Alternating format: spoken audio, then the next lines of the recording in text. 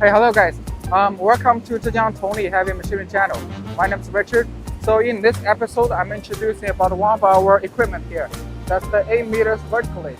And then the workpiece you're seeing here is the grinding tables for the vertical roller mills. The capacities of this vertical lathe is 8 meters and the maximum weight it can handle is 200 tons. And then as you can see, this is the grinding table that casted in our metal casting workshop.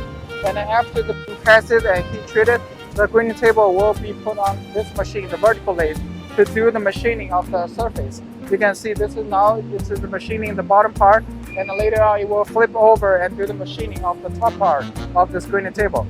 So yes, in our next episode, we will also introduce about our other manufacturing equipment. Thank you guys. I'll see you in the next video.